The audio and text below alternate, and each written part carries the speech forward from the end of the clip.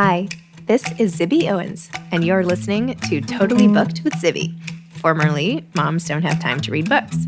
In my daily show, I interview today's latest best-selling, buzziest, or underrated authors and story creators whose work I think is worth your time. As a bookstore owner, publisher, author, and obviously podcaster, I get a comprehensive look at everything that's coming out and spend my time curating the best books so you don't have to. Stay in the know, get insider insights, and connect with guests like I do every single day. For more information, go to zibbymedia.com and follow me on Instagram @ZibbyOwens. Welcome back to Totally Booked Live. I'm here today with Amy Bloom. I'm so excited. Welcome. Yay, clap. Yay. Thank you. Amy is, her latest book is I'll Be Right Here, and I interviewed Amy before for her last book, In Love, which is like one of my favorite books. Has anyone read that book? Here in the audience. It's so good. Oh my gosh. Okay, I'll read you her bio and then we'll get into this new book.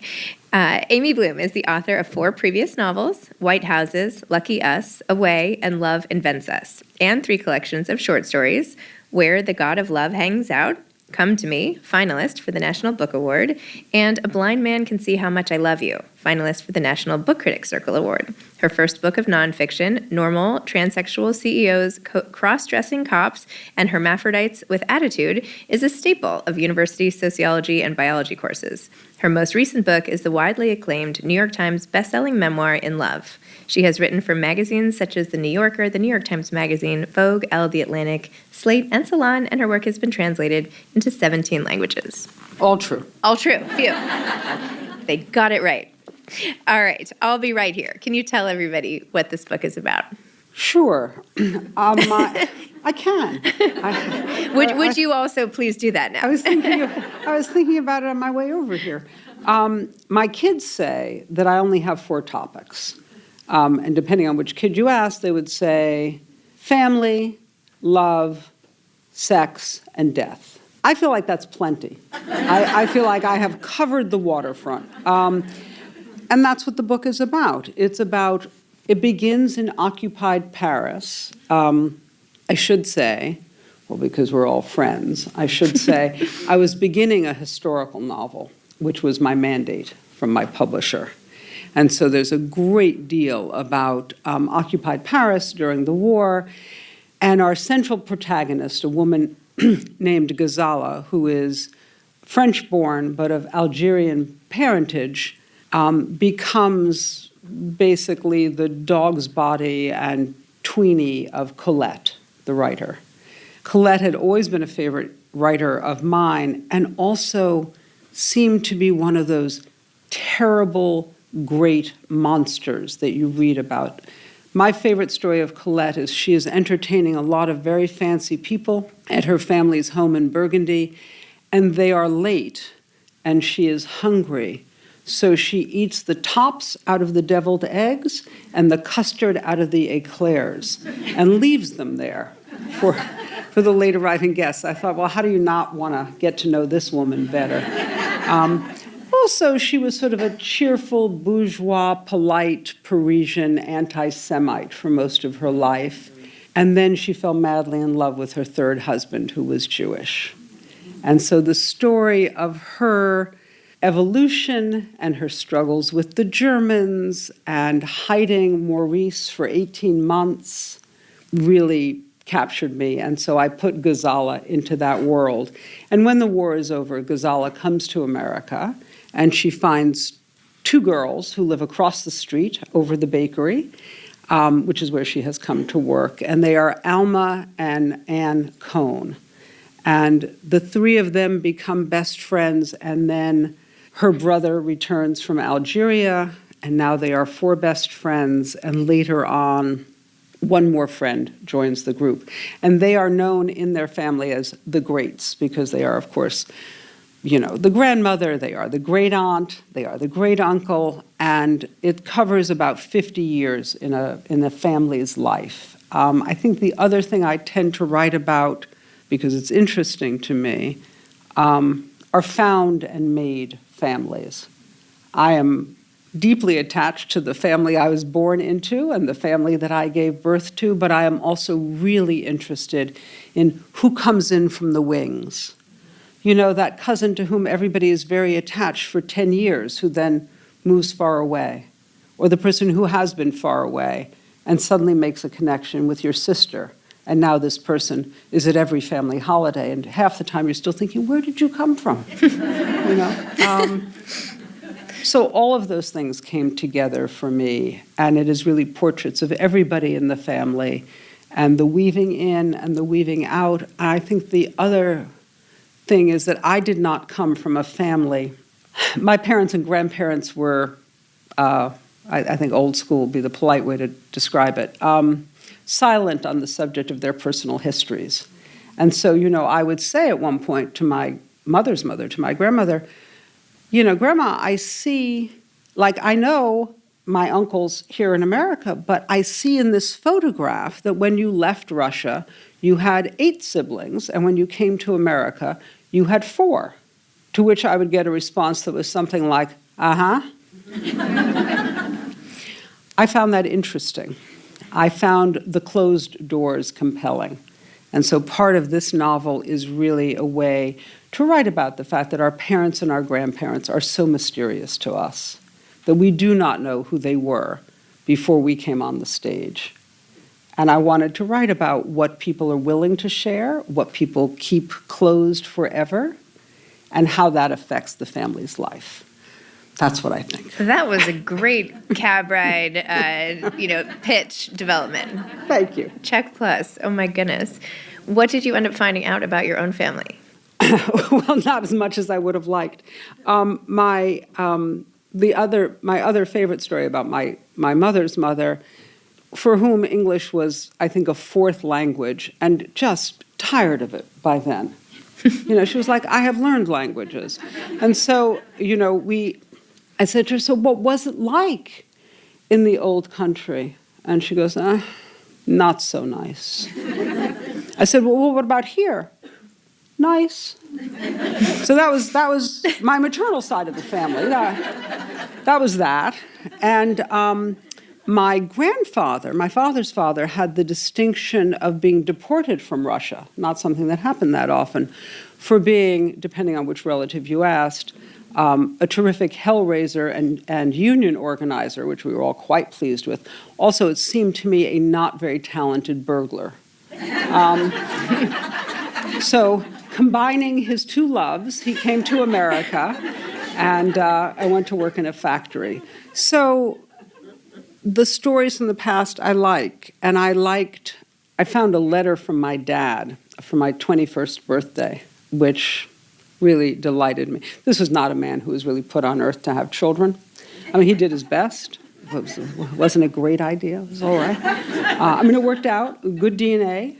As he himself would say, excellent DNA. And I would be like, yes, but. And he was like, no. But he was an enormously curious person. I mean, there is nobody he met that he was not interested in. And I feel like that was really part of the DNA. And in his letter to me on his 21st birthday, he said, it's okay to hate things and institutions. He said, especially institutions and especially policies that hurt other people. He said, don't be sorry if you hate them. He said, just don't forget to do something about it. So that is also probably folded into the novel as well. So interesting. To back up for a minute about In Love, your memoir, you wrote so beautifully, and obviously we'll stick mostly on this, but just for context, if people haven't read it before, so beautifully about your late husband's Alzheimer's and his decision to take his life with dignity, and your helping with that and writing about that, and his telling you had to write a book about it, and how you were not, when people would ask you, did you want to? And you were like, no, he didn't ask me to, he told me to. And so you did. You shared all of this about your life when really you're mostly writing in fiction. How did that experience of writing about it change things, and how did it help you? How did it, if at all, change your approach to writing fiction afterwards? If I'm lucky, I'll never write a memoir again. That was not my goal. And it really was true. People would say in interviews in a very lovely manner, "Oh, did your husband ask you to write about this?" And I would be like, "No, no, he didn't ask me. He said, 'You're a writer. You got to write about this.' He said, 'If we had a leaky faucet and you were a plumber, I'd ask you to fix it. You have to write about this.'" And so I did. And I certainly shared more of myself than I am inclined to in fiction. And when I first started writing fiction, I thought that I could hide.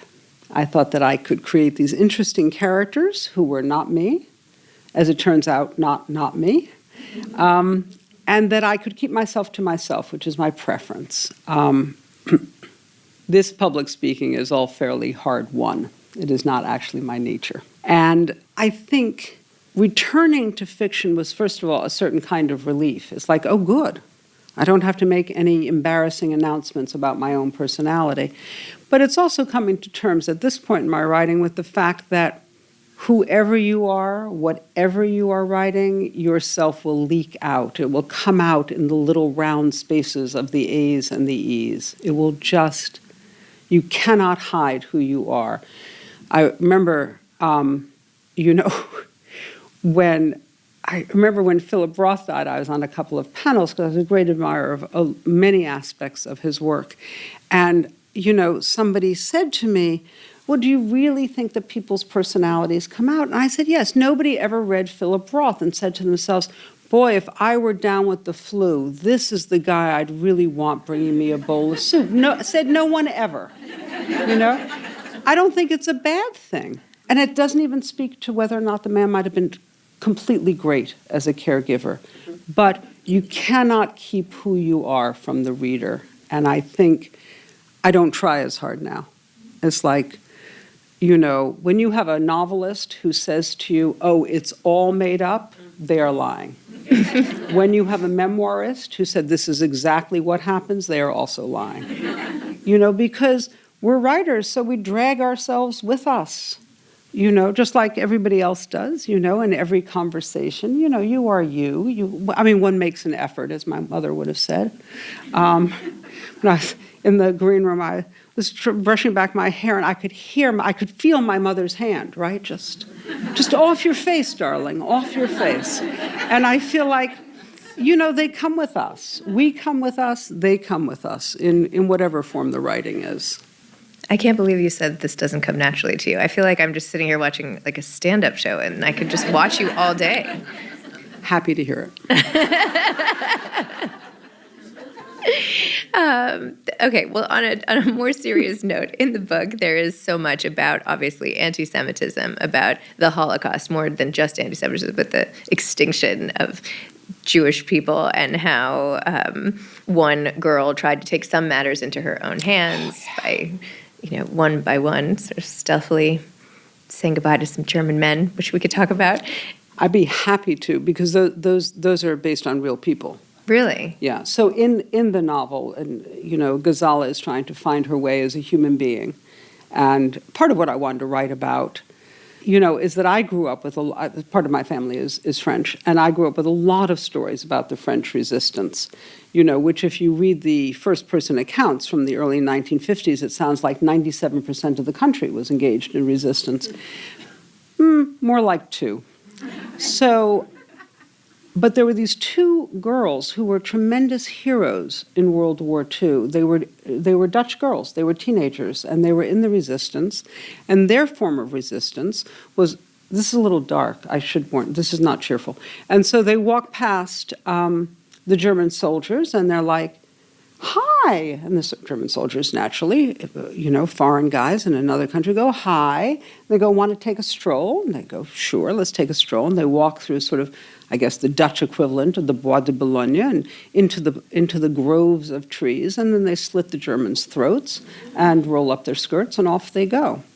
And they were tremendous heroes. And they did this more than once. And I really wanted to write about that. I thought, what is it to be a 16-year-old girl in an occupied country and decide that this is the thing you can do? Not delivering maps on your bicycle, people did that. Not handing over a code, not just trying to protect your parents, but that you could actually be a fighter. And I was very taken with that. So I use that story, but I always try to make it really clear this is not a story I made up. This is based on history of World War II. It was not your own experience. No, it was not my own experience. Well, we have to ask after your last. There is Just have to ask. Yeah, I don't think there's a lot in there that's my own experience. Although there is, I think, a very entertaining section of a early, like late 1970s feminist consciousness raising group that is based on my own experience. And it's, from my point of view, hilarious. How do you feel in this climate of anti-Semitism here in the U.S. and everywhere with this book coming out? How do you feel about it? I would say about myself as a writer, I don't write to recommend. And I say that partially because I've often gotten letters from people saying, how could you let this happen? Or why did you choose to describe this? Or, the wicked are not punished and the good are not rewarded. And I'm like, entirely correct. That would be consistent with my life experience, right? The bad are not necessarily punished. The good are not necessarily rewarded. For me, I don't think of myself as a political writer at all. But I think there's enough of a shift in the world that now I feel to write about women as people, to write about Jews as people, to write about people of color as actual human beings, turns out to be, for me, unexpectedly a political stance. It had not occurred to me that the world would be shifting in such a way that any of those viewpoints would have more impact than just being the basis of how I tend to operate and see the world. And I feel more than I have, I think, in the past, that it is important. It's important to tell the truth, which one wants to do in writing, which is not necessarily about the facts, but about things that are true. And also, my view of the world is that this is a big, extraordinary bouquet that we are handed in this lifetime. And I do not see it as my job to pluck out some of the flowers and trample them underneath. Okay, beautiful. When you were writing about the close relationships, especially the brother and sister relationship, talk to me a little bit about that and how you structured that, the varying layers of their relationship, all of it. So Ghazala has a brother, Samir, who's her big brother. And he is, in fact, not her biological brother. He is brought into the family as a baby when his mother dies in childbirth. And Ghazala's mother is his mother's best friend. And so they grow up together. And I think, especially for people who have had what we would now call deeply traumatic childhoods, like a war and an invasion and the death of your parents, there is a very particular bond that can be formed, certainly between parents and children, and also between siblings. And they are just, there's a Greek myth, Baucis and Philomene, whose greatest wish, right, when the fish jumps out of the ocean and grants them their magic wish, is that they would be together forever. And so they become bushes, and their roots are entwined and their branches are entwined. And that's how I think of this brother and sister, that they are the center of each other's lives. And it allows them to be a very strong base for others, but they are always at the center for each other. I love that. And I love the Coen sisters and the whole family. I love the Coen sisters. And I mean, they're like a comedy act in the middle of the novel. How did that come about? Well, again, you'd have to speak to a lot of my dead relatives. But but there is a moment. I have a big sister. This is a woman who only stopped introducing me to people as Baby Amy in the last 10 years. And I said to her, you have to stop. I said, you make us sound like Betty Davis and Joan Crawford. It's like, it's upsetting to people. And she says, well, that's how I see you. So in this whole section in the early 1950s, I really wanted to write about New York post-World War II because it was a period of such, on one hand, such constriction socially, but also people who had been released and were actually going to be able to move forward. And there is a moment where I stole a line from my sister's mother-in-law. I don't know what that would mean she is to me. I'm sure there's a word in Yiddish, but I don't know what it is. But and so she would say very sternly during a conversation if you said something that she thought was untoward. I mean, it could have been anything. It could have been, Aunt so-and-so's new hairdo or, da-da-da, whatever it is that, Uncle Archie was doing. And she would say very repressively, I could make a remark. And that just stayed with me. And so I had to build an entire scene in the Cohn family apartment, where they moved down from the Bronx, around, I could make a remark. And I felt like it was sort of like a combination of like the worst of the KGB and sort of Borscht Belt comedy, Are you working on another project now? My publisher must have sent you. I have two things that I am working on. And one of them that will happen more immediately is actually next year I have my first mystery coming out. Ooh. I love mysteries. I always used to read them for like just kind of mind candy. And the Mysterious Press was nice enough to buy it. And they said, we like this character very much. How about 2 more? Ooh. And I said, sure. I think what they liked is when I was an undergraduate, one of my gigs, this was back in the day you didn't have to be 21, I was a bartender for like the alumni events. And because I was the most junior member of the staff, my job was to, they would say, wake up the alumni who are still here. I don't think that's what they meant. I think what they meant is make sure nobody is dead. And so, and I'd wake up the gentleman. I'd say, oh, Mr. So-and-so, time to go home. And either he would get up or he wouldn't. And I thought, what a great setting for a murder. So in the murder mystery, I have a disgraced English professor who takes up being a private eye and is called into her alma mater for the death by bludgeoning with a bronze bust of Nathaniel Hawthorne. So that's the next one. Amazing. Amy, thank you so much. Congratulations. This has been a pleasure. Thank you for listening to Totally Booked with Zibby, formerly Moms Don't Have Time to Read Books. If you loved the show, tell a friend, leave a review, follow me on Instagram @ZibbyOwens, and spread the word. Thanks so much. Oh, and buy the books.